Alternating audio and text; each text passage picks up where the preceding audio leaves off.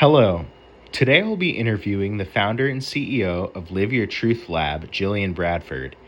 She is creating a connected environment of tools powered by artificial intelligence for education and support systems. The idea is to assist people with understanding themselves, managing their lives, and use what is learned in moments that the people need.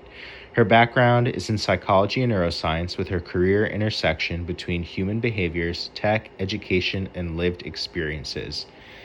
So thank you for doing this interview for me and with me. I'm really glad that you're here. Thank you so much for having me, and I will try not to wander off too much. Okay. Okay. So my first question is, please explain what your business is and how you got the idea for creating it. So, Live Your Truth Lab is becoming an online community that is using AI powered tools to help self awareness and healing if needed, and community to just help bridge the gaps between all of the hectic things in our life. So it's bridging the gaps between our work life and our personal life and our different roles we play as parents or siblings or, spouses. So the community kind of is all encompassing of lifestyle, a life operating system. And who are you marketing this business towards? And how does your life experience and education help you with your business model, if at all? So it's anyone. I mean, anybody who needs or wants any kind of help with AI. This environment is going to show how AI can improve your overall life. And the overall concept of the community came out of need. I was going through deep grief and I was rock bottom, lost everything, and was questioning everything and who I was, and there was nobody. There was no resources, no real examples. Everyone I knew was pretending to be happy, pretending they liked their lives, and I was on a mission to heal, and I needed this type of support. So I'm creating it, and I have created it. And what led you to believe that there's a market for this business? Literally every person I've ever met needs this. I mean, I came from a lot of trauma filled spaces and acquaintances and lifestyles. And so when I say that, it's known that in poverty levels that there's a lot of psychological issues and that kind of thing.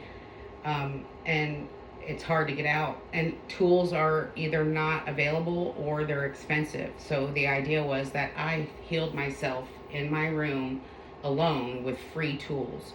But psychology had been a lifelong subject that I had researched and was implementing in my life already.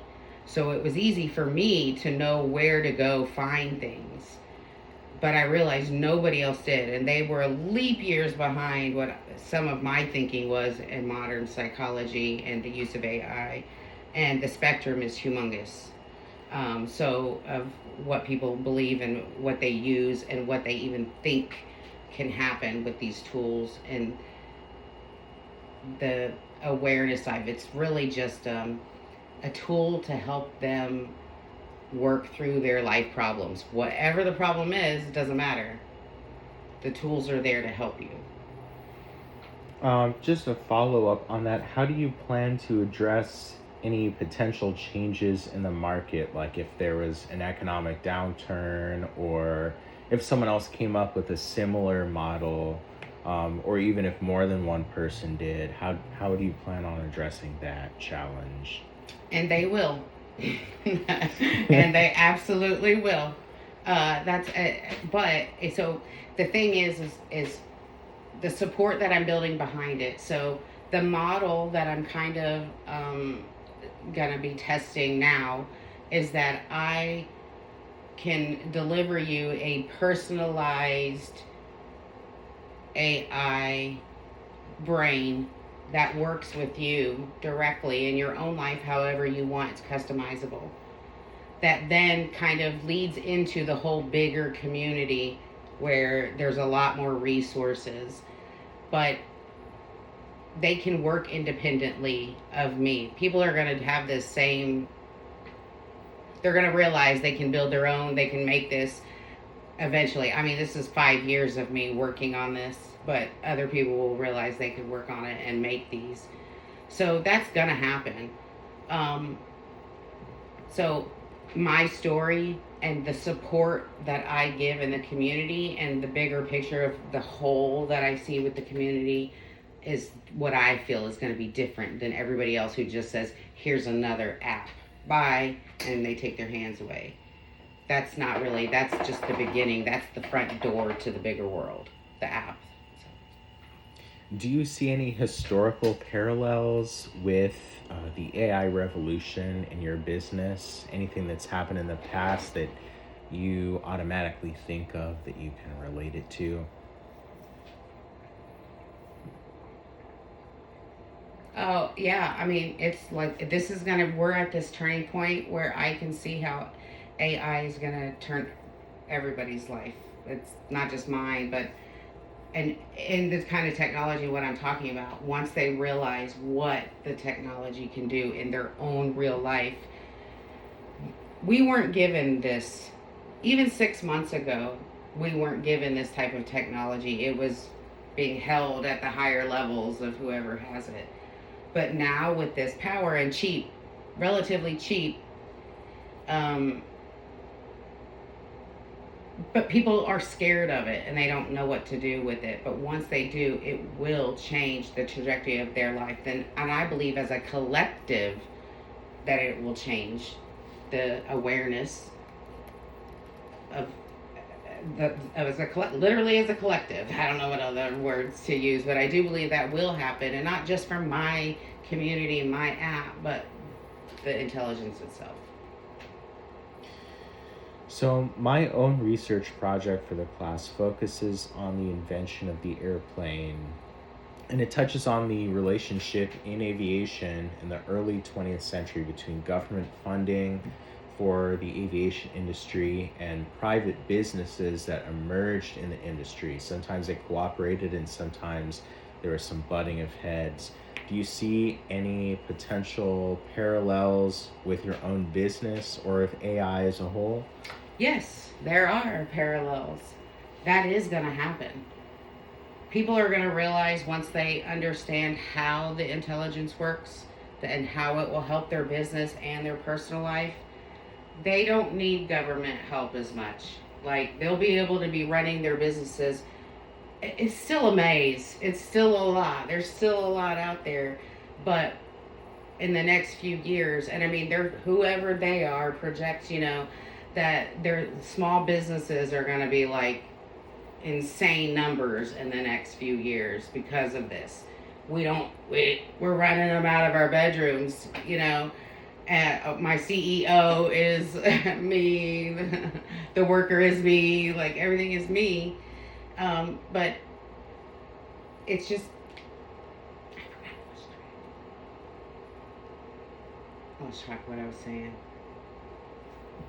Oh, the parallel. So they're not going to need the government, and that so the government's going to lose control over the small business, and it's just going to change the way business is done, because everybody can have a credit card swipe. Everybody can do online marketing now. In fact, they're pushing it. TikTok wants you on their app 24 hours a day buying products and watching content.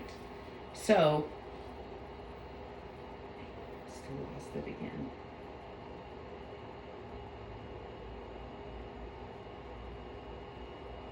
Oh, that bypasses, that's what I was getting at. Bypasses needing loans for startup, brick and mortar places, all of that.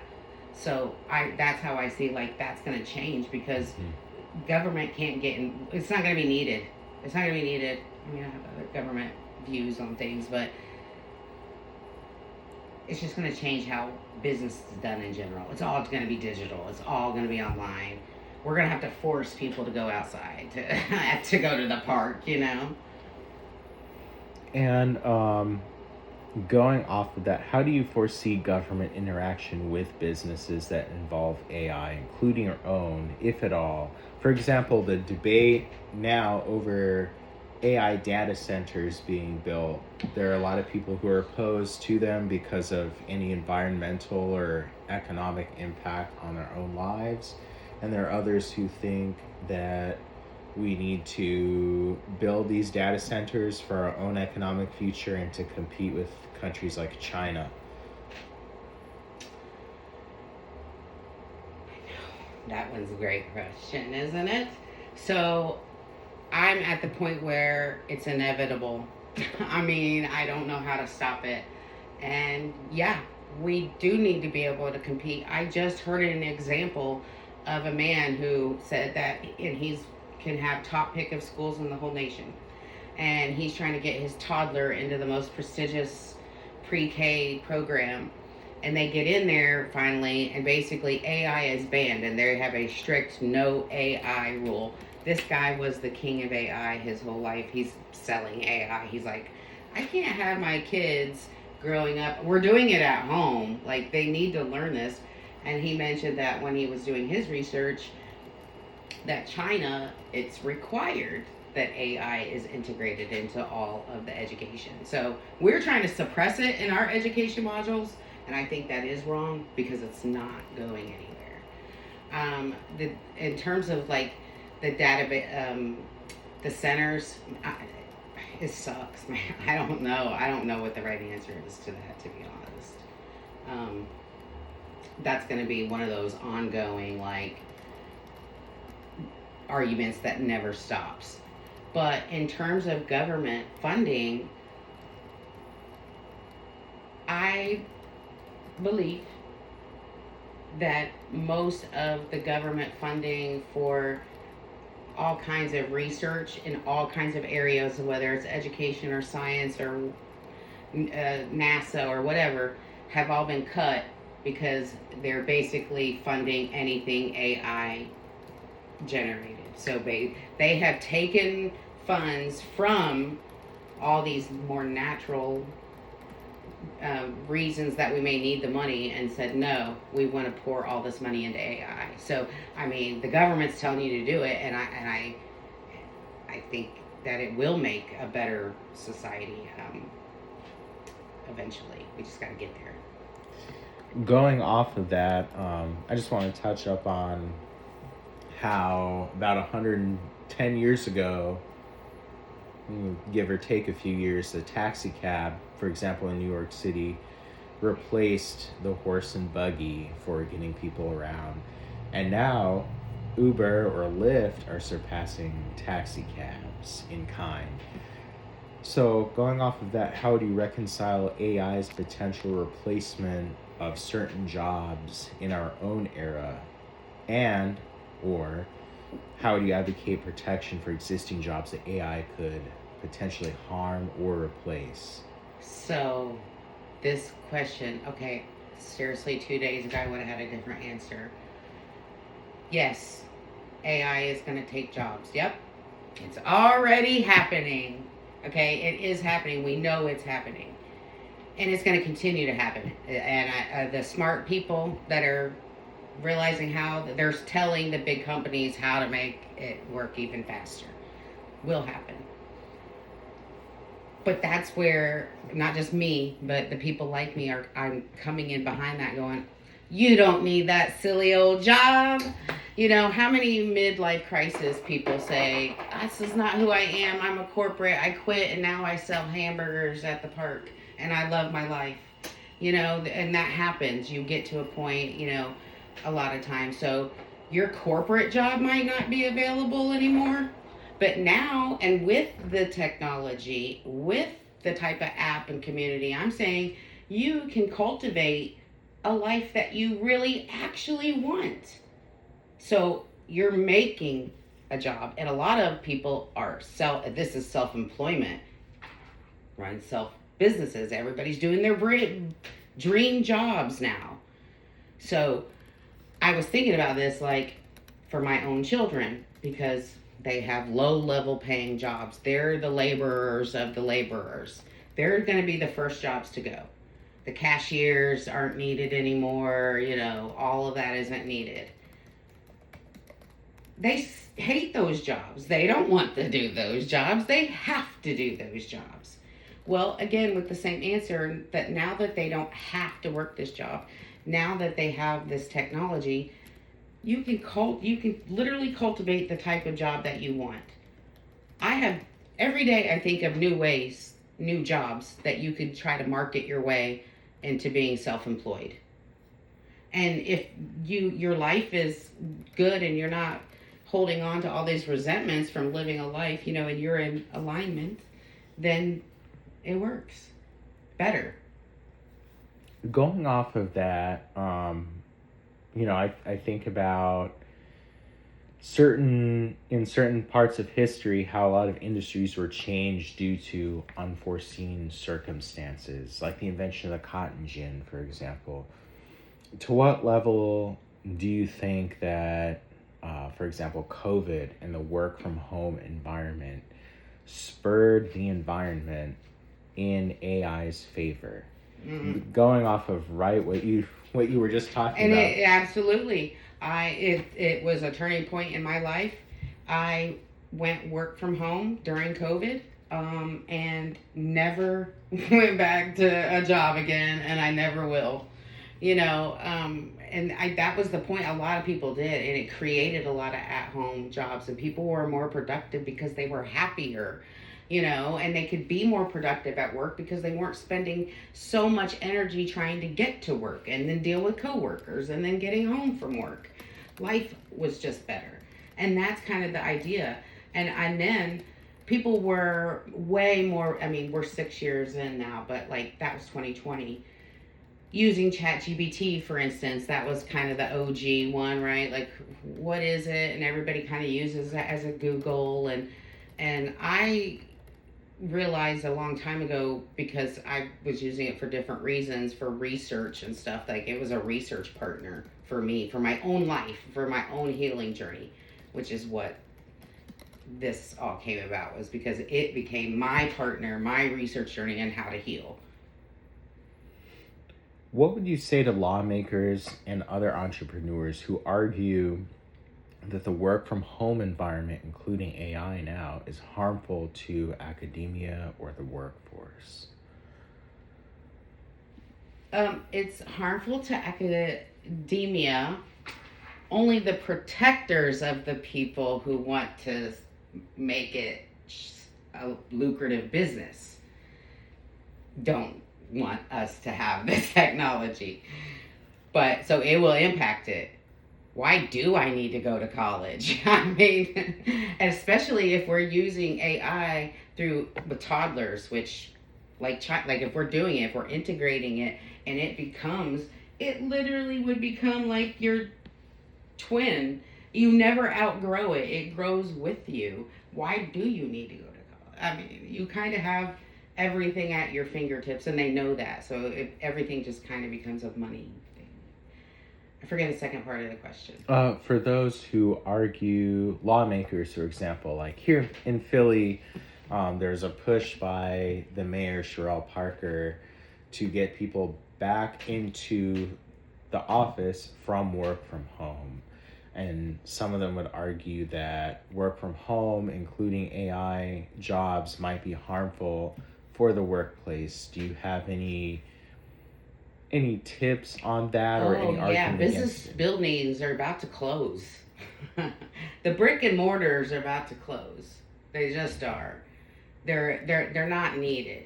And if you're trying to force your team into a brick and mortar, it's more about control. Because if you trust your team and you know they're more productive at home, why wouldn't you have that environment in your business? Now, huge corporations, when you have huge departments and all this stuff, but at what cost?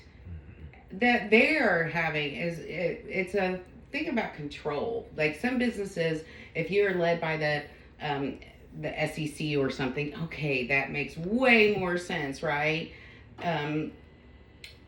or you have certain clearance levels or something, I can understand, but those might not go anywhere.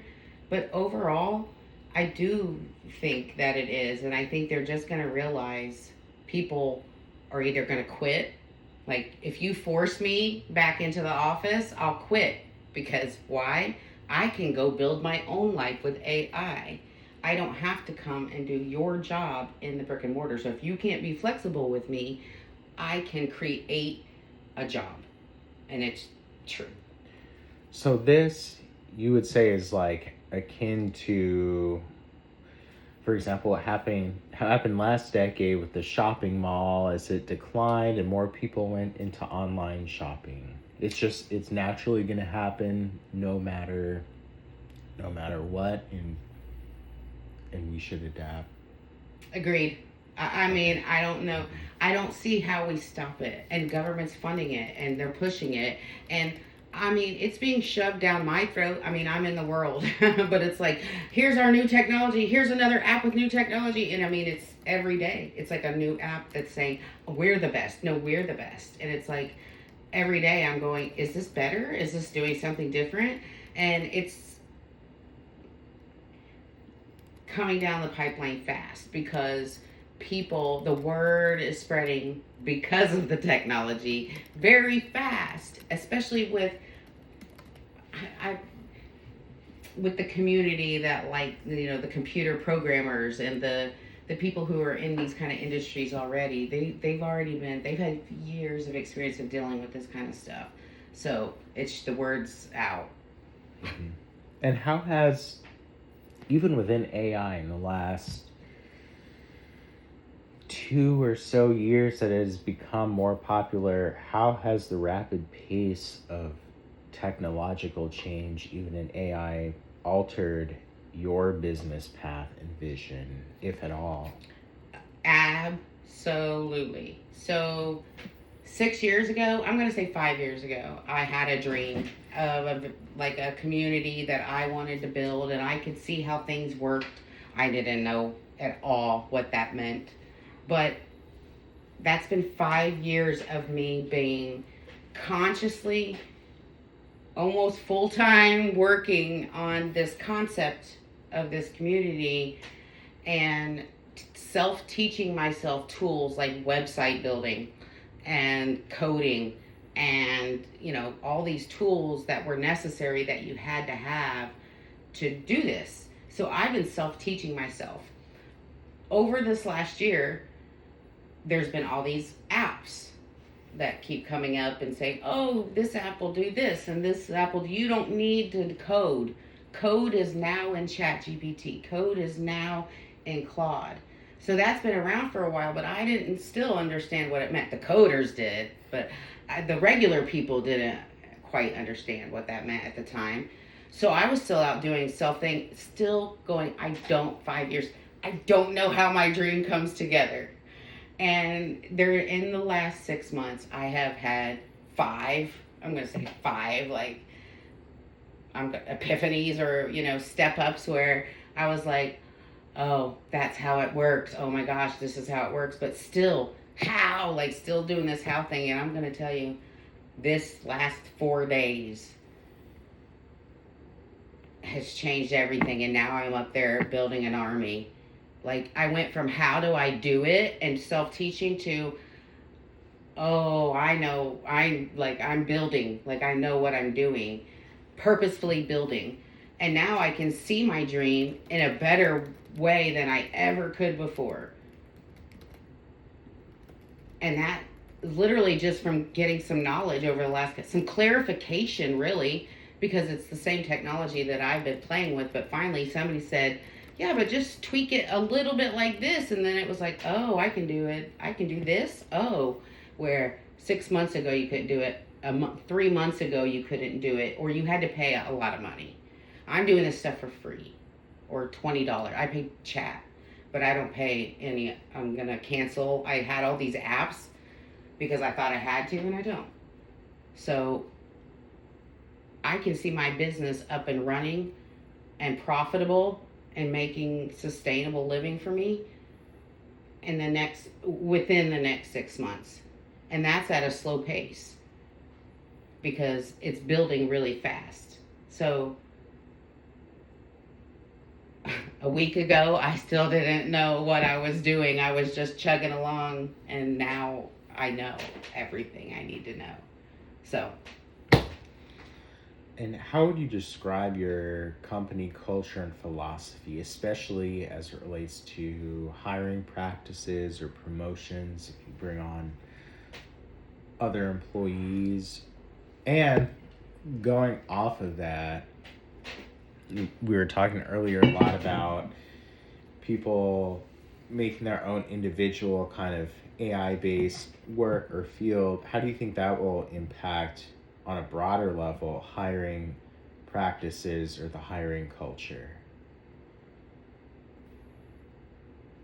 okay. Were those two questions though? Yeah, there's. Mm-hmm. So you could start with yourself and then go into how you think it will affect the broader The hiring process? Say it hiring, again. hiring process and your own hiring process and your own company culture, and then how do you think with this new AI age for others on a broader level the company culture or hiring process will be changed? Okay, so for me and my company, I don't think I'm going to need to hire very many people. That's the point. I don't think I'm going to need to. But I do think I'll have some people maybe because if you have some like close people that work for you, maybe. But I've already picked those people. So they're just people I trust. So for me, my business, I don't think I'm really going to need like employees. But what will have are partners, and not partners in my business, but partners in the healing community. So people who come to my community as speakers or demonstrators or to run workshops and that kind of thing. So, and I believe that AI will help me find the right people that are aligned with my philosophies because there are some things about my business that I don't want intertwined. For instance, religion. Like that's just one thing that I'm trying to keep out of it so that I can use AI to help keep me focused and make sure that the people that I have coming in are aligned with my overall purpose, which is just love everybody, be a nice person. Let's all get along, and here are some resources to work together.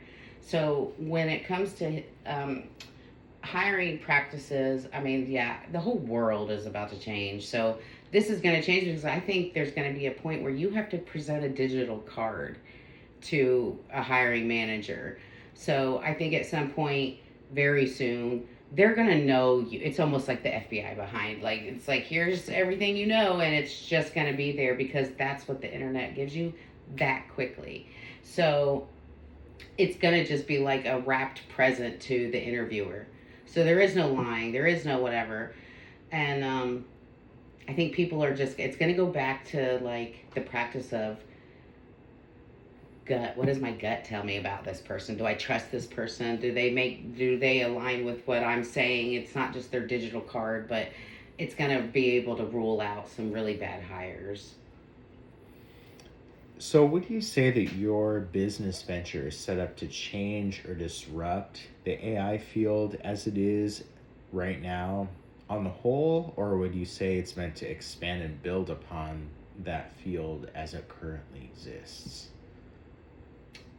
Do you mind saying the first part of that? Yeah. Is your business venture meant to disrupt how the AI field works now on the whole? Oh, yep. Yes, it is. It's supposed to break down barriers and show everybody that they have the power as everybody at the top, and that the AI is complicated. If you don't, it's not complicated, but it's you have to know how to use it. And there's just different levels of it. And yes, the more you use it, the more intelligent it becomes, and the better it becomes for you. All of that is true, but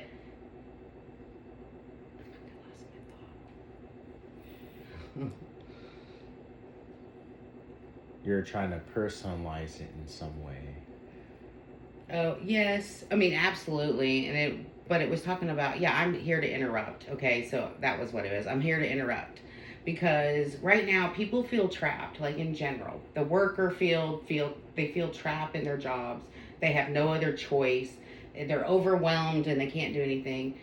And once they realize how much AI can take off their plate, and then they have the room to do the other things, it's going to change the system. So that's what the systems are trying to keep going, right? They don't want you. They want you to think, no, you have to be dependent on us and this the old way of working and all that kind of stuff. But the jobs are going to go away. The accounting department is going to go down from like a huge department to 4 people. Those things are happening.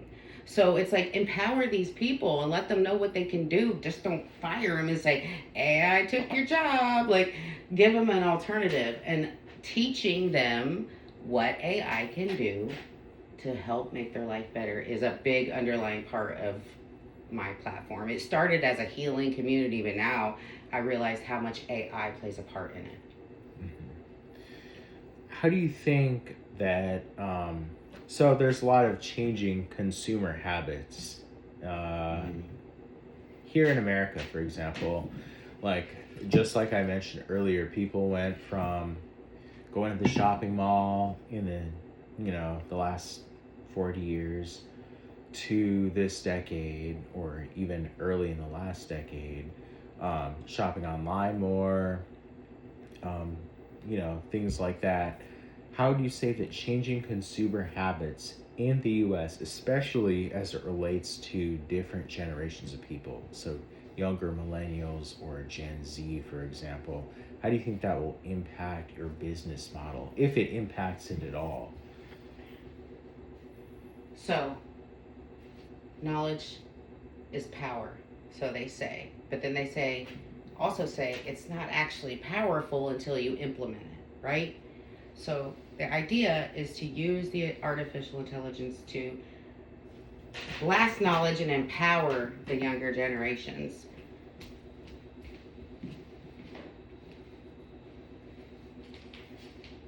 The smarter that you know yourself, the more, like, it's going to change the way we buy as consumers, because we're going to realize how much of it is fake or manufactured. We're going to learn that we can make things on our own. For instance, there's a huge energy drink and like dehydration drink packets that you can use for dehydration, electrolytes and all that stuff. And it's a huge $1 billion business. But you can also just take a glass of water, pinch of salt, cream of tartar, and a lemon, and drink it and have the same result. And I think that kind of awareness to those kind of homeopathic ways, and to find out that the products that we use every day, how poisonous they are to ourselves, the more information that gets out, the less the younger generations are going to be continue to buy the products, and they empower themselves into a whole different type of consumerism.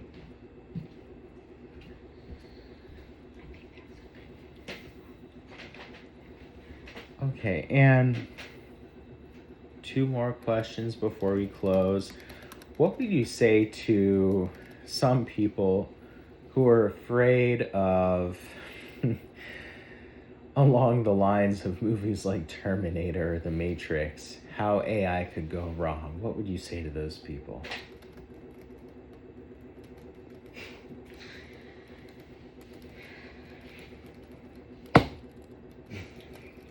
I wasn't ready for that.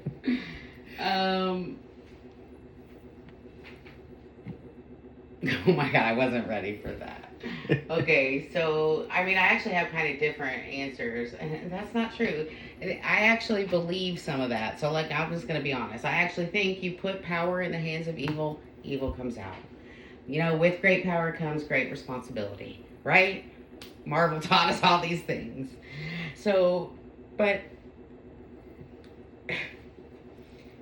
we have to know how to use it powerfully. And if nobody's out there teaching it, evil hands are going to get their hands on it. So, again, through the awareness, hopefully through the awareness and self awareness and the community, Mother Earth, the oneness, everybody, that people start thinking about others besides just themselves.